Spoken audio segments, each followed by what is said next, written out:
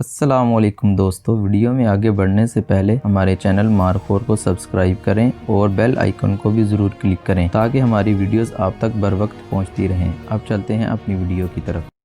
Petrol party Imran کی نظروں سے اوجھل ہو گئی۔ اب وہ یہ انتظار کرنے لگا یہ پیٹرول پارٹی وہاں سے دوبارہ کتنی دیر بعد گزرتی ہے۔ عمران کے اندازے کے مطابق کوئی آدھا گھنٹہ گزرا ہوگا۔ اسے دور سے سپاہیوں کے باتیں کرنے کی آوازیں آئیں۔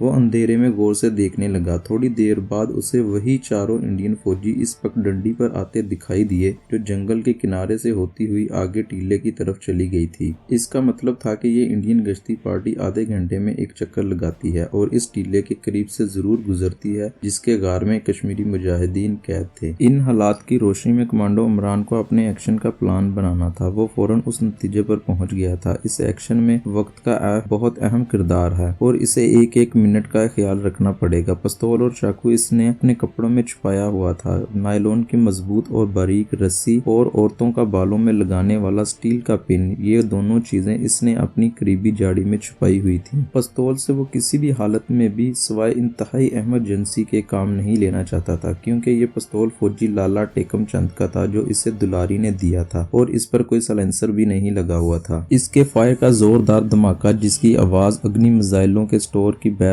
میں مقیم سارے فوجیوں کو ہوشیار کر سکتی تھی۔ کمانڈو عمران اپنے منصوبے کے مطابق صرف نائلون کی باریک رسی سے ہی کام لینا چاہتا تھا۔ انڈین فوجیوں کی پیٹرول پارٹی جا چکی تھی۔ عمران اس پارٹی کے دوسرے چکر کے بعد اپنا ایکشن شروع کرنا چاہتا تھا۔ اسے آدھا گھنٹہ مزید انتظار کرنا تھا۔ گھڑی اس کے پاس نہیں تھی۔ وہ صرف اندازے سے وقت کا حساب لگا رہا تھا۔ رات گہری ہوتی جا رہی تھی۔ وہ خود بھی یہی چاہتا تھا کہ رات زیادہ گہری ہو جائے۔ 30-35 منٹ گزرنے کے بعد اسے ایک بار پھر دوسرے انڈین سپاہیوں کے ایک دوسرے سے ہنس کر باتیں کرنے کی آوازیں سنائی دیں۔ یہ پیٹرول پارٹی کے ہی سپاہی تھے۔ کچھ ہی دیر بعد عمران نے اندھیرے میں دیکھا کہ چاروں سپاہیوں کے سایہ اندھیرے میں جنگل کے کنارے والی پگڈنڈی پر نمودار ہوئے اور آہستہ آہستہ چلتے ہوئے ٹیلے کی طرف مڑ گئے۔ جیسے ہی سپاہی اس کی نظروں سے اوجھل ہوئے، عمران ایک دم اٹھا۔ اس نے قریبی جاڑی کے قریب جا کر وہاں سے نائلون کی رسی اور ہیئر پن والا پلاسٹک کا لفافہ نکالا۔ رسی اور ہیئر پن لفافے سے نکال کر جیب میں ڈال لی اور گفا کے عقب سے ہو کر ٹیلے کی طرف چلنے لگا۔ وہ بے حد احتیاط کے ساتھ جھک کر چل رہا تھا۔ وہ چاروں طرف سے باخبر تھا اور اتنی احتیاط کے ساتھ قدم قدم چل رہا تھا کہ اس کے پاؤں کی آہٹ تک پیدا نہیں ہو رہی تھی۔ وہ ایک ایک سیکنڈ کا حساب رکھ رہا تھا۔ یہ اس کی کمانڈو زندگی کا اہم ترین مشن تھا جس کی الٹی گنتی شروع ہو چکی تھی۔ جب اسے ٹیلے کے آس پاس گشتی پارٹی کے سپاہیوں کے سائے کہیں دکھائی نہ دیے تو وہ اٹھا اور ٹیلے کی طرف بڑھا۔ اندھیرے میں 6-7 درختوں کے قریب سے گزرنے کے بعد اسے ٹیلے کے سامنے ایک انسانی سایہ حرکت کرتا دکھائی دیا۔ وہ غور سے اسے دیکھنے لگا۔ یہ ان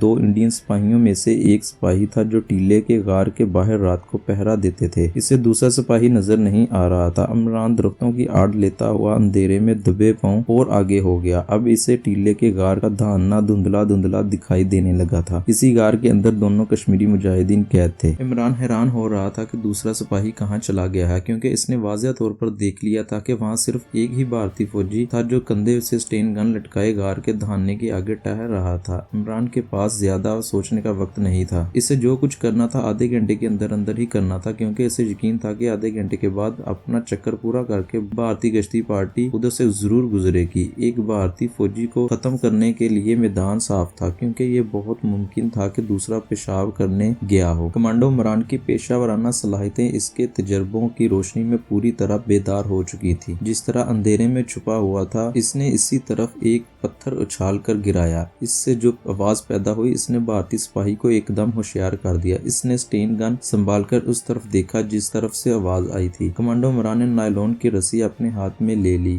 اور ایک ایسے زاویے پر اندھیرے میں درختوں کے پیچھے گھات لگا کر کھڑا تھا کہ جب بھارتی سپاہی اس طرف آئے تو وہ پیچھے سے اس کو دبوچ سکے۔ جیسے ہی بھارتی سپاہی نے درختوں کی طرف الرٹ ہو کر دیکھا، عمران نے ہلکی سی آواز کے ساتھ انگریزی میں کہا، ہیلپ ہیلپ۔ بھارتی سپاہی یہی سمجھا اس کا ساتھی اس طرف رفع حاجت کے لیے گیا تھا اور اس نے آواز دی ہے۔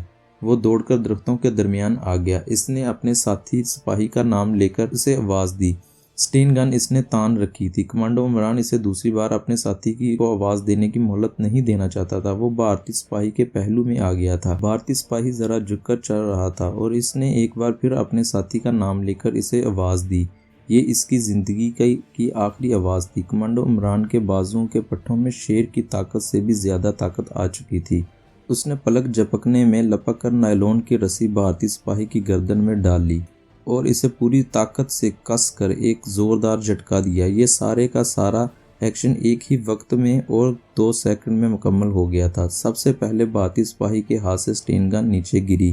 عمران نے پوری طاقت سے اس کی گردن نائلون کی باریک رسی میں جکڑ رکھی تھی اور اسے جھٹکے دے رہا تھا۔ بھارتی سپاہی کا جسم کانپنے لگا تھا، پھر اسے ایک شدید جھٹکا لگا اور اس کی گردن عمران کے شکنجے میں ڈلک گئی۔ عمران نے اسے چھوڑ دیا، وہ گر پڑا۔ عمران نے اس کی گردن کی ایک جانب الٹا ہاتھ رکھ کر دیکھا، اس کے دل کی دھڑکن بند ہو چکی تھی۔ عمران نے اسے وہیں چھوڑا اور ٹیلے والے غار کی طرف بڑھا۔ اتنی دیر میں ٹیلے کی دوسری جانب سے نکل کر اس کا ساتھی بھی آ گیا۔ عمران جلدی سے ایک درخت کی اوٹ میں ہو گیا۔ بھارتی سپاہی اپنے ساتھی کو وہاں نہ پا کر کچھ حیرانی سے ادھر ادھر دیکھنے لگا۔ اس کی گن اس کے کندھے سے ہی لٹک رہی تھی۔ پھر اس نے اپنے ساتھی سپاہی کو آواز دی۔ جب کوئی جواب نہ آیا تو اس نے ایک بار پھر آواز دی اور ساتھ ہی سامنے والے درخت کی طرف بڑھا۔ عمران اس وقت اس کی دائیں جانب تھا اور صرف چند منٹ کے فاصلے پر اندھیرے میں سانس روک کے کھڑا تھا۔ جیسے ہی بھارتی سپاہی اس کے قریب سے گزرا، اس نے چشم و زند سے اس کی گردن میں رسی کا پھندا ڈال کر اتنی زور سے پیچھے کو جھٹکا دیا کہ بھارتی سپاہی لڑکھڑا کر دائیں پہلو کو گر پڑا۔ عمران بھی اس کے ساتھ ہی نیچے گرا اور اس کی گردن کا پھندا اس وقت تک کستا چلا گیا جب تک کہ اس کا دم نہیں نکل گیا۔ دوسرے سپاہی کا بھی کام تمام کرنے کے بعد عمران اسے گھسیٹ کر لے گیا اور اندھیرے میں درختوں کے نیچے ڈال دیا۔ اس کے فوراً بعد وہ پنجوں کے بل دوڑ کر غار کے دہانے پر آ گیا۔ غار کے منہ پر لوہے کا جنگلہ چڑھا ہوا تھا جس پر ایک طرف تالا لگا ہوا تھا۔ عورتوں کے ہیئر پن کی مدد سے عمران مشکل سے مشکل تالا کھول لیا کرتا تھا۔ اس کی اسے خاص طور پر ٹریننگ دی گئی تھی۔ اس نے جیب سے ہیئر پن نکال کر پہلے ہی اپنی انگلیوں میں پکڑ لیا تھا۔ جلدی سے اس نے ہیئر پن کے سر کو تالے کے سوراخ کے اندر دوہرا کر کے ڈالا اور جیسے ہی تالے کے اندر کا ایک کھٹکا ہیئر پن کی چمٹی میں پھنسا، اس نے ایک جھٹکا دیا اور تالا کھل گیا۔ اسے یہ تعجب ضرور تھا اور اندر سے کسی کشمیری مجاہد کی موجودگی کے کوئی آثار دکھائی نہیں دے رہے تھے۔ ذرا سا جنگلہ کھول کر وہ غار میں داخل ہو گیا اور جنگلے کو فوراً بند کر دیا۔ ہیئر پن اس کے ہاتھ میں ہی تھا۔ غار میں اندھیرا چھایا ہوا تھا۔ اندھیرے میں اسے خراٹوں کی ہلکی ہلکی آوازیں ایک بار سنائی دیں۔ اس نے جھک کر دیکھا، جنگلے سے 10-12 فٹ کے فاصلے پر اسے 2 انسانی سائے زمین پر لیٹے ہوئے نظر آئے۔ اس نے کشمیری زبان میں ان کو مخاطب کر کے ہلایا تو دونوں ہڑبڑا کر اٹھ بیٹھے اور اندھیرے میں آنکھیں کھول کر دیکھنے لگے۔ کمانڈو عمران نے کشمیری میں پوچھا کہ ان کا تعلق کشمیر کے کس محاذ سے ہے۔ دونوں مجاہدین نے کارگل کا نام لیا۔ اس کے فوراً بعد عمران نے ان سے کشمیری میں ہی کہا کہ میں تمہیں فرار کرانے آیا ہوں،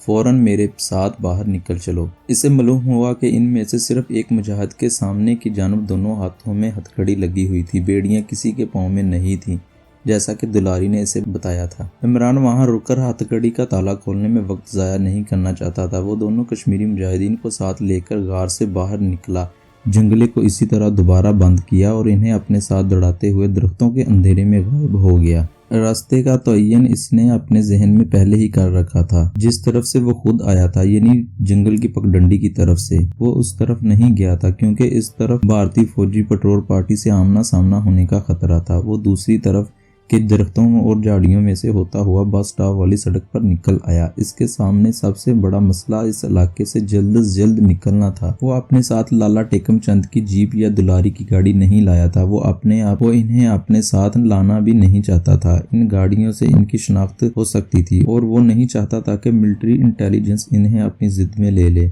کیونکہ ابھی عمران کو ان لوگوں کے ساتھ ہی رہنا تھا اور اپنا سب سے اہم مشن مکمل کرنا تھا جس کی خاطر وہ وہاں آیا ہوا تھا۔ سڑک پر چلنے کی بجائے وہ سڑک سے ہٹ کر کھیتوں میں آ گیا۔ جس کشمیری مجاہد کے ہاتھوں میں ہتھکڑی لگی تھی، اسے دوڑنے میں وقت دقت ہو رہی تھی۔ جب وہ انہیں لے کر کافی دور نکل آیا تو اس نے ہیئر پن کی مدد سے ہتھکڑی کا تالا کھول دیا اور ہتھکڑی اتار کر کھیتوں میں پھینک دی۔ اس کے ساتھ ہی تینوں نے کلکتہ شہر کی طرف دوڑنا شروع کر دیا۔ وہ اس وقت تک دوڑتے رہے جب تک کہ ان کی سانس نہیں پھول گئی۔ اس کے بعد وہ چلنے لگے، مگر وہ کافی تیز چل رہے تھے۔ وہ کوارٹروں کی ایک قطار کے عقب سے گزرے تو عمران کو ایک کوارٹر کے باہر درخت کے نیچے آٹو رکشہ نظر آیا۔ وہ تیز تیز چلتے اس کے پاس آیا۔ عمران نے کشمیری مجاہدین کو رکشے میں بیٹھنے کا اشارہ کیا۔ کسی جانب سے ایک کتے کے بھونکنے کی آوازیں آئیں۔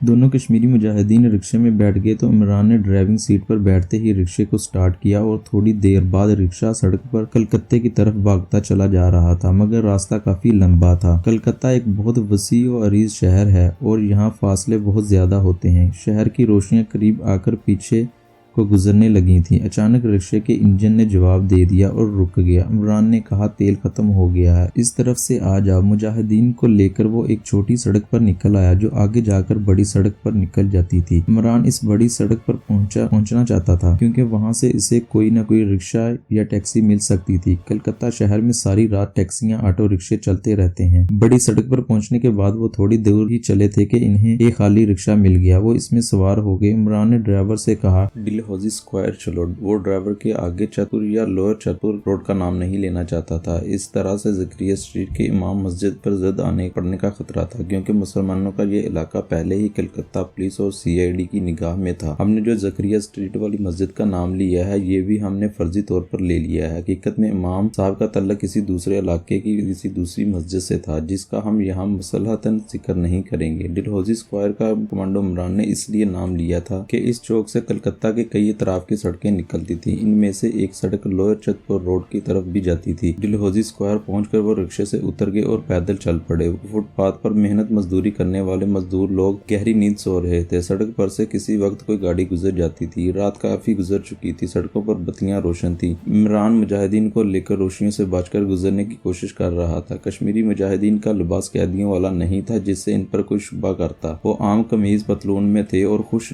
शक्ल नौजवान थे। वो इसके साथ तेज तेज चल रहे थे। चितपुर रोड के छोटे चौक में आकर इमरान एक छोटी सी गली में घुस गया। फिर गलियों में होता हुआ इस मस्जिद के अकब में आ गया जहाँ इमाम साहब के हुजरे का पिछला दरवाजा था और जिसके बारे में उन्होंने इमरान से कहा था कि दरवाजे की अंदर की कुंडी खुली होगी। वहाँ हल्का सा अंधेरा था। इमरान ने रुक कर दरवाजे को जरा सा धक्का दिया। दरवाजा खुल गया। वो मुजाहिदीन को लेकर हुजरे में आ गया और इसने दरवाजे की कुंडी लगा दी। हुजरे में अंधेरा था। थोड़ी ही देर बाद किसी ने नींद भरी आवाज में पूछा, आ गए हो? ये इमाम साहब की आवाज थी। इमरान ने आहिस्ता से कहा, जी हाँ। इसके बाद हुजरे की बत्ती रोशन हो गई। इमाम साहब चारपाई के पास खड़े थे। उन्होंने दोनों कश्मीरी मुजाहिदीन को गौर से देखा और बोले, तुम लोग यहाँ आराम करो, मैं जाता हूँ। बाहर से ताला लगा जाऊंगा, बाकी बातें सुबह होंगी। इमाम साहब हुजरे का मस्जिद वाला दरवाजा खोलकर बाहर सहन में निकल गए और बाहर से ताला लगाते गए। उन्होंने हुजरे में रखी हुई सहराई में से पानी निकाल कर पिया और आहिस्ता आहिस्ता बातें करने लगे। कश्मीरी मुजाहिदीन ने इमरान को बताया कि इंडियन इंटेलिजेंस वाले शुरू में इन्हें बहुत टार्चर किया करते थे, लेकिन अब 2-3 दिन से किसी ने इन पर कोई टार्चर नहीं किया था। शायद वो हम पर कोई दूसरा तरीका आजमाना चाहते थे।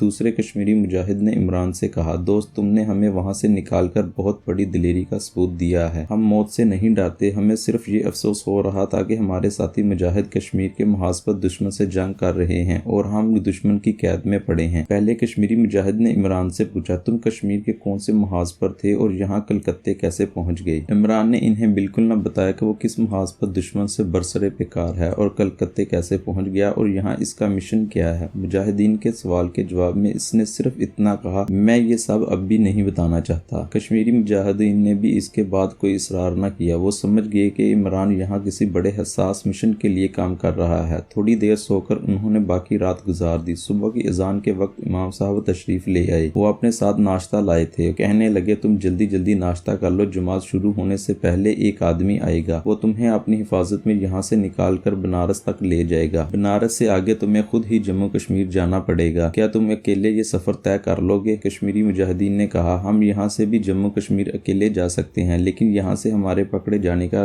ज्यादा खतरा है। बनारस से आगे हमें ज्यादा खतरा नहीं होगा। हम कश्मीर के मुहाज पर पहुँच जाएंगे। इमरान ने अपनी जेब से 500 रुपए निकाल कर दोनों कश्मीरी मुजाहिदीन को दिए। ये रकम वो दुलारी की कोठी से चलते वक्त लाया था। इसने कहा, ये रकम रास्ते में तुम्हारे काम आएगी। तुम बनारस में नए कपड़े खरीद कर भी पहन सकते हो। दोनों मुजाहिदीन जल्दी जल्दी नाश्ता करने लगे। इमाम साहब एक डोल में चाय भी लाए थे। इमरान ने सिर्फ चाय का एक कप पिया। इमाम साहब थोड़ी देर के लिए बाहर चले गए। फजर की अजान हो चुकी थी। कुछ देर बाद जमात खड़ी होने वाली थी। इमाम साहब अपने आदमी को देखने गए थे। 5-7 मिनट गुजरे होंगे। इमाम साहब अपने एक साथी को लेकर आ गए जिसका पहनावा बंगाली था। इमाम साहब ने इसका तारुफ करवाते हुए कहा, ये अपनी वैगन लेकर आया है। दिन की रोशनी होने से पहले पहले ये तुम्हें शहर शहर से बाहर में महफूज मकाम पर पहुंचा देगा और खुद भी तुम्हारे साथ ही रहेगा। इस जगह तुम सारा दिन छुपे रहोगे, फिर बनारस को जाने वाली रात की गाड़ी से तुम लोग कलकत्ते से रवाना हो जाओगे। इमरान ने कश्मीरी मुजाहिदीन से पूछा, क्या तुम मुतमिन हो? दोनों ने कहा कि वो हर तरह से मुतमिन है और इनके नजदीक कलकत्ते के इलाके से निकलना ही काफी है। इसके बाद तो इन्हें कोई फिक्र नहीं होगी। बनारस तक वो कई बार आते जाते रहे हैं और बनारस में इनके कुछ साथी भी मौजूद हैं। इस तरफ से इत्मीनान हासिल करने के बाद इमरान ने इमाम साहब का शुक्रिया अदा करते हुए कहा, मोहतरम अब मुझे भी इजाजत दीजिए, मुझे भी सुबह होने से पहले पहले अपनी कमीनगाह में पहुंच जाना चाहिए। इमरान ने कश्मीरी मुजाहिदीन से भी हाथ मिलाया और हुजरे के अकबी दरवाजे से निकल कर गली में आ गया, जहां अभी भी अंधेरा ही था। वो गलियों गली चलता चतपुर रोड की तरफ जाने की बजाय ज़करिया स्ट्रीट की जानब से होकर दूसरे इलाके की तरफ निकल आया, जहां इतनी गुंजान आबादी नहीं थी और रात को गश्त कर लगाने वाली पुलिस का खतरा भी कम था। इमरान को सिर्फ इस बात की फिक्र थी कि इसके पास एक पिस्तौल और एक चाकू मौजूद है और पुलिस इसे बरामद कर सकती है। चनाचे वो गश्ती पर पुलिस की निगाहों से दूर रहने की कोशिश कर रहा था। इत्तेफाक से इसे खाली टैक्सी मिल गई। वो इसमें बैठ गया और ड्राइवर को इस इलाके की तरफ चलने के लिए कहा जहां फौजी ठेकेदार लाला टेकम चंद का बंगला था और जिस बंगले में दुलारी यकीनन इसका बेताबी से इंतजार कर रही थी। वो पिस्तौल किसी तरफ फेंक कर इससे छुटकारा हासिल कर सकता था, मगर ये पिस्तौल दुलारी ने आशिक जार लाला टेकम चंद का जाती पिस्तौल इससे दिया था। ये पिस्तौल इमरान ने दुलारी को वापस करना था। दिन निकल आया था जब इमरान लाला जी के बंगले पर पहुंचा। बंगले पर खामोशी छाई हुई थी। जब मालिक